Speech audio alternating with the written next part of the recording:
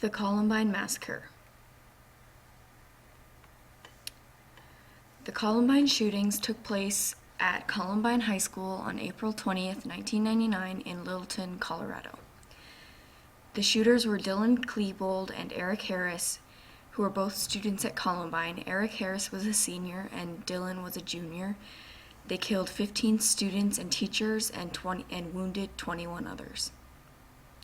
The Columbine shootings were marked as one of the deadliest school shootings in American history, and was one of the first major school shootings. Klebold and Harris both came from solid two-parent homes. They were both intelligent, good at math. They liked working with computers.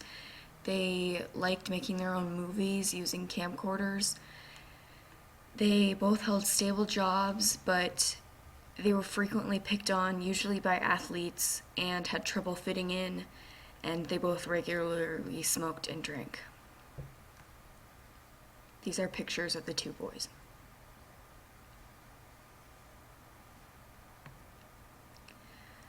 Klebold and Harris had both been making preparations for a large-scale attack since April 1999, which was a full year before their actual attack. As early as spring 1998, they wrote about killing and retaliation in each other's yearbooks, and on January 30th, 1998, they were arrested for breaking into a van. They were placed in an 11-month juvenile diversion program in April 1998, and during that whole time, they went to counselors, they did volunteer work, but they really were planning their large-scale attack against their high school. They wanted to kill as many as people possible. They were trying to top the Oklahoma City bombing, and so they studied the influx of students in the cafeteria and found that 500 students would be in the cafeteria around 11:15.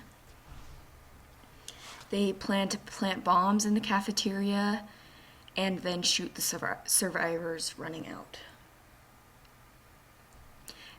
Their original attack date was April 19th, 1999, but due to a delay in Eric acquiring ammo, the attack had to be moved a day late. These are scans from both of the boys' journals.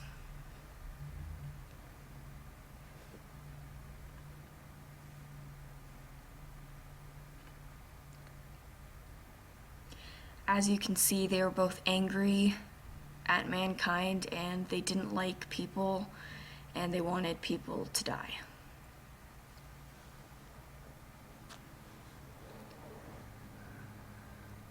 They also had very detailed plans of weapons and how they were going to attack Columbine High School. So by the day of the attack, they had acquired around 99 explosive devices and numerous guns and knives.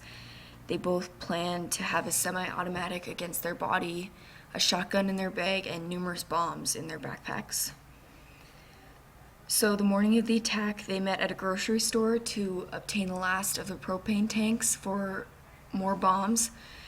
They planned to have 2 for the cafeteria, 1 for each of their cars, and 1 for a decoy bomb that was to be planted in a park nearby their houses. So they met at Harris's house after they had gotten the bombs around 7 o'clock in the morning. They left shortly after 11 o'clock, and they left behind 2 pipe bombs and cassette tapes of their final thoughts.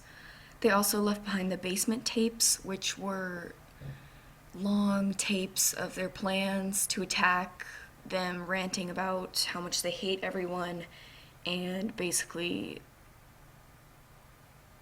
just their attack. So they both drove separately to school, and they had to hurry because they were behind schedule. And shortly after 11:14, they planted the bombs in the school cafeteria. They exited the school waiting for the bombs to detonate and found that the bombs fizzled. And so, acting on faith, they rushed the building at 11:19, and one of them opened fire.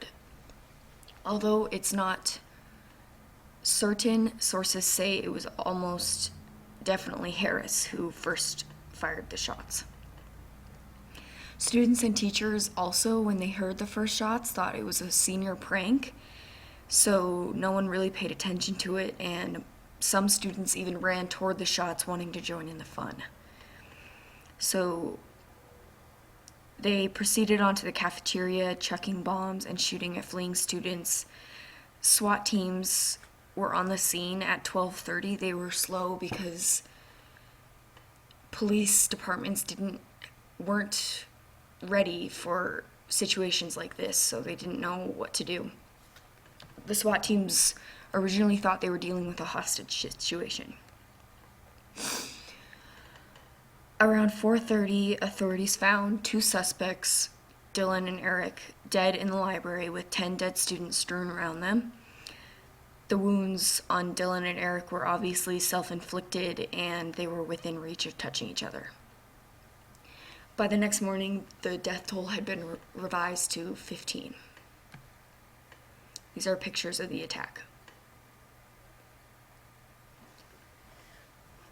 The top left picture is a picture of Dylan and Eric in the school cafeteria from the security cameras.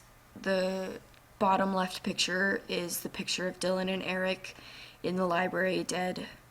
The top right picture is a picture of authorities outside Columbine, and the bottom right picture is a picture of the cafeteria after the attack. These are the victims of the Columbine shootings. Rachel Scott was the first one killed.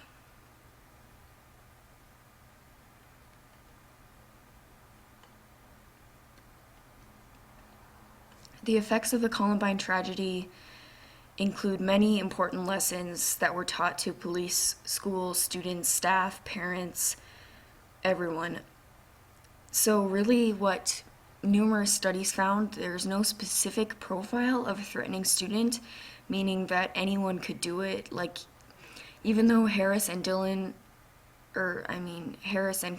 weren't really fitting in with cliques, they both were basically normal high school boys on the outside, but obviously on the inside there was something different. Also, school safety has greatly increased. School safety has been upgraded to like security systems, cameras, security guards at entrances in some schools. The next lesson is police departments really learned how to act in situations like school shootings and reassess their tactics and trained for situations like Columbine. Schools also now take bullying and threats from students way more seriously, and they put more investigation into these threats. Also, politically, more gun control measures were put into place. And that's it. Thank you for watching.